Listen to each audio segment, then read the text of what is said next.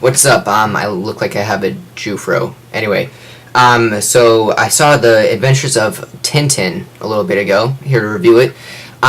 This movie is one of Spielberg's two movies that came out last month in December. I will try to see The War Horse soon. I was looking forward to this movie. I like Steven Spielberg, and I thought he would probably do a really good job with animation. Yeah. Put the emphasis on the A. It's about this kid. I think it's a kid. I have no idea. He looked like he was 12, but sounded like he was 40. Whatever.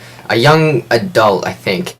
He gets involved in a bunch of different, crap. Just a bunch of crap, and everything goes haywire. And he meets up with some other people, and needs to find this and that. And it's one of those kind of movies. And it was done. I was kind of worried because it was done that kind of stop motion. Like animation thing, like it's like mixed with live action and animation, which I never really been a fan of that kind of stuff that Robert Zemeckis does, because everything looks completely real, and then you look at the person's face, you're like, oh okay, now that's looks kind of weird. But with this, it really did go well, even though I kind of had that whole thing where I look at the ground and it looks completely like it's real action, and then I see their face, I'm like, okay, that's totally not a real person. It did mix well, unlike a lot of other movies that use the same technique. This did really mix it all together. I don't know how, but it did. I really, really, really had fun with this movie. I saw it in IMAX, and it looks great. It's absolutely, just beautiful to look at.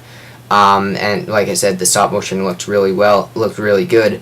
And just the motion and everything, just the movements, the action scenes are just directed so great, and this should be nominated for best sound, best maybe visual effects, all those other effects categories, and best animated movie probably. I just enjoy just looking at the movie and looking at the sets and stuff. Like they're on a boat for a long amount of time. I just liked looking at the boat more, and I know if it was an live action movie, I wouldn't, really care, but just the camera movements and everything, I just, thought just, got me invested in the story and in the movie so well. I just, enjoyed.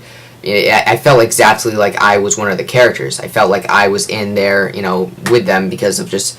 It's an animated movie, so you don't have that shaky camera thing. It's nice and smooth, and so you actually feel like you're the one running away or trying to kill the bad guy. Something about this animation, I mean, it is animated, so a lot of it is kind of silly, but it does look like totally real. So the motion and everything and the movements are just like a real live action movie. But then so it looks kind of out of place when you see a cat get catapulted off of this folding chair and then hang on to this the fan that flies him out the window.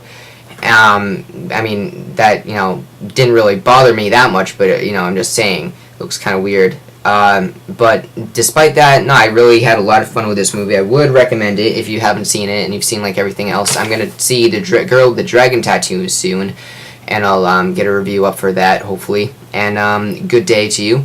And I'm going to give this movie an 8.5 out of 10, probably. And so check it out or rent it. Mostly check it out in like IMAX or something. Bye.